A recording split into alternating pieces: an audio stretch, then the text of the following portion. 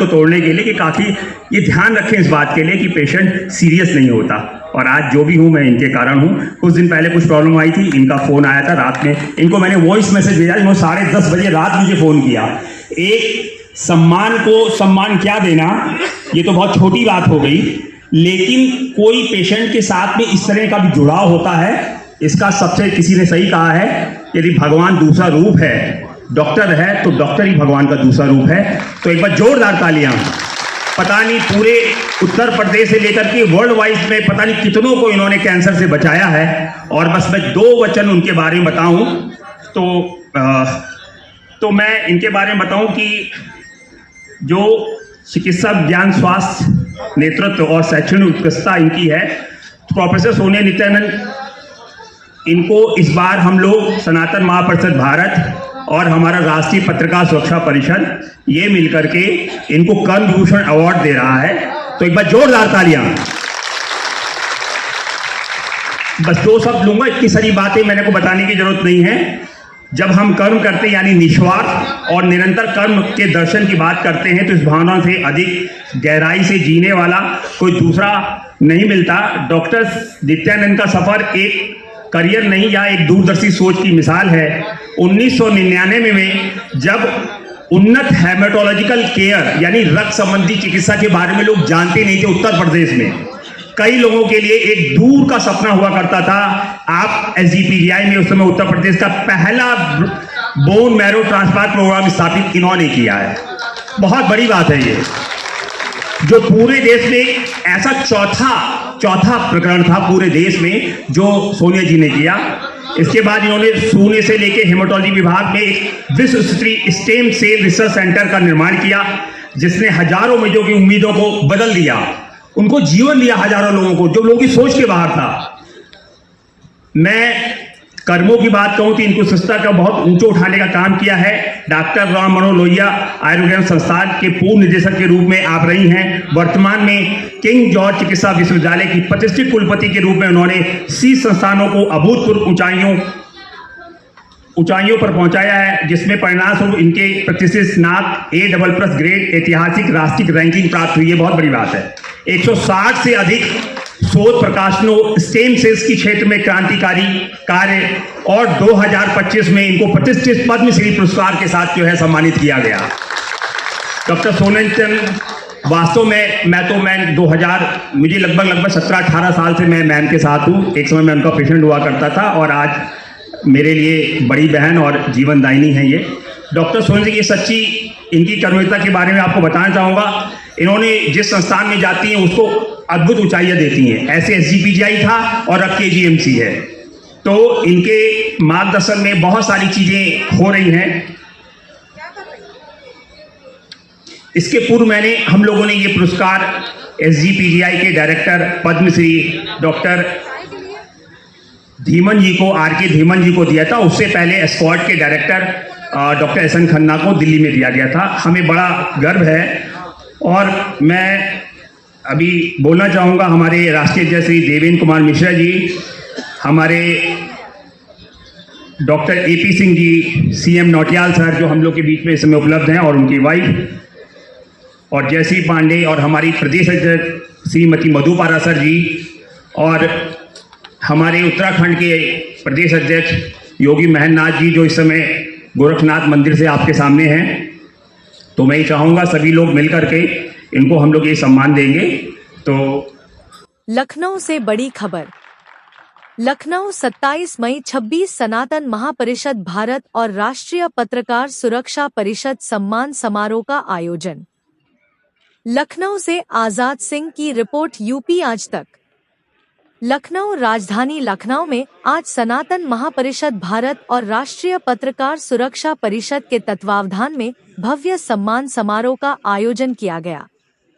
कार्यक्रम में देश भर से आए पदाधिकारी, पत्रकार, समाज सेवी और गणमान्य अतिथियों की उपस्थिति ने आयोजन को विशेष बना दिया।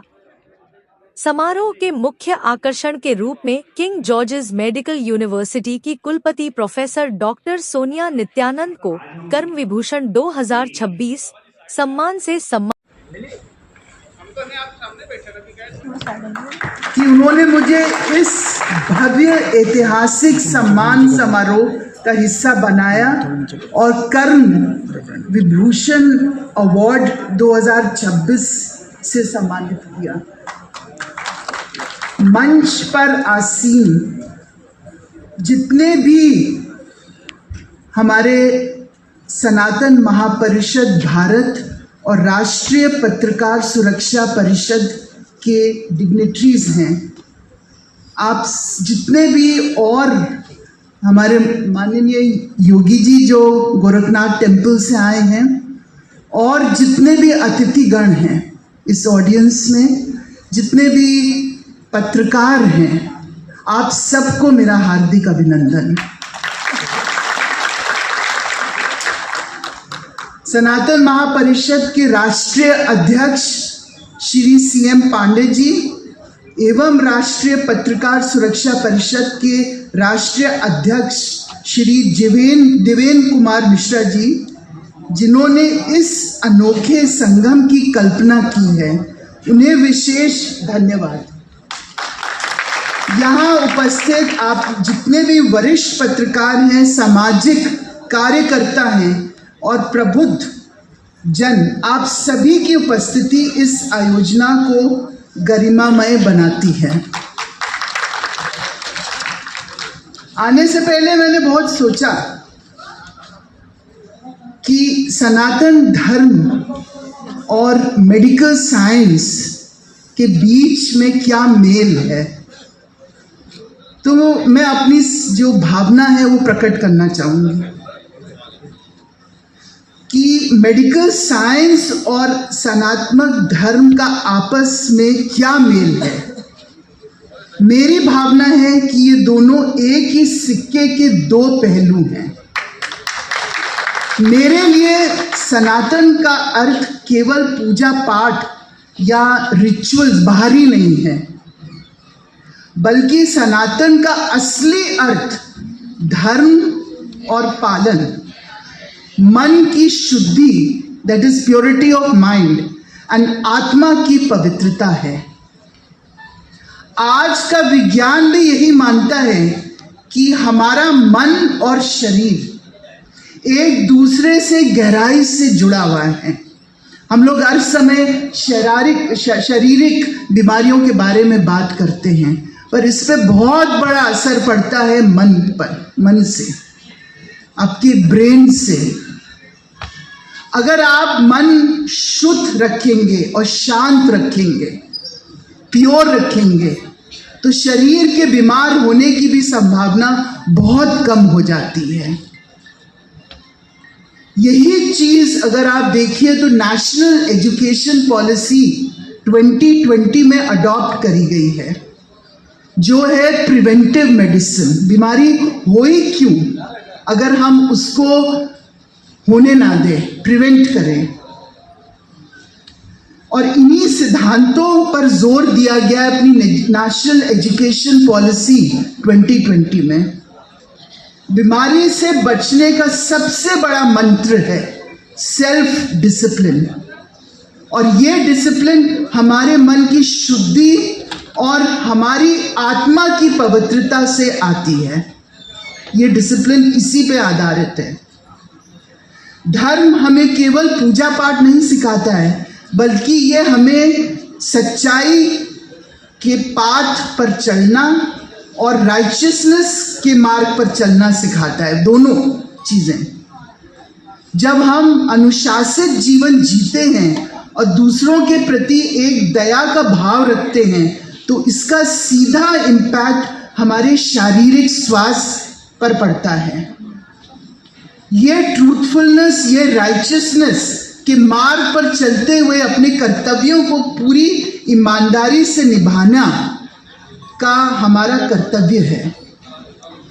मेरा आप सभी के लिए यही संदेश है कि प्रिवेंटिव हेल्थ को अपनाए। बीमारी होने ही ना दे अगर हम उसको प्रिवेंट कर सकते हैं। ये सबसे इम्पोर्टेंट चीज, एक डिसिप्लिन लाइफ, एक सच्चाई पे आधारित लाइफ। अगर आपका मन साफ होता है, कोई टेंशन नहीं होती है, तो अपने आप शरीर भी स्वस्थ रहता है। याद रखिए, हमारा मन शुद्ध होता है तो बीमार होने की संभावना स्वतः कम हो जाती है। Pure mind nurtures a healthy being. Discipline को बोझ ना समझे, इसे अपने धर्म या ड्यूटी समझकर स्वीकार करें। जब हम अनुशासित होते हैं तो हम न केवल अपने शरीर की रक्षा करते हैं बल्कि समाज के प्रति भी अपने ड्यूटीज को बेहतर तरीके से निभा पाते हैं। अतः मैं इस कर्म विभूषण अवार्ड के लिए पुनः आभार प्रकट करती हूँ। आइए हम सब मिलकर सत्य, अनुशासन और कर्तव्य के मार्ग पर चलें। जय हिंद, जय सनातन। सम्मानित किया गया। सम्मान ग्रहण करने के बाद उन्होंने अपने उद्बोधन में सनातन संस्कृति और भारतीय परंपराओं के महत्व पर प्रकाश डाला। इस अवसर पर वरिष्ठ अधिकारी राजश्री मुखर्जी, BPCL लखनऊ सहित कई विशिष्ट हस्तियों को भी सम्मानित किया गया। इससे पूर्व प्रोफेसर डॉक्टर RK धीमान तथा एस्कॉट्स हार्ट इंस्टीट्यूट के cardiac director doctor SN Khanna को भी कर्म विभूषण अवार्ड प्रदान किया जा चुका है। कार्यक्रम के दौरान सनातन महापरिषद भारत के राष्ट्रीय अध्यक्ष CM पांडेय ने कुलपति प्रोफेसर डॉक्टर सोनिया नित्यानंद से पत्रकारों के लिए हेल्प डेस्क स्थापित करने की मांग रखी।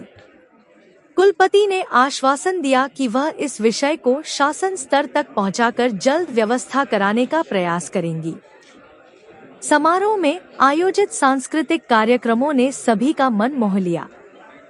पिहू द्विवेदी की प्रस्तुति ने दर्शकों को मंत्रमुग्ध कर दिया, जिसके बाद उन्हें सनातन महापरिषद भारत का ब्रांड एम्बेसडर घोषित किया गया। वहीं सेठ हेमार जयपुरिया स्कूल के छात्र नैमिष श्लोक पांडेय और क्रीधानिका पांडेय द्वारा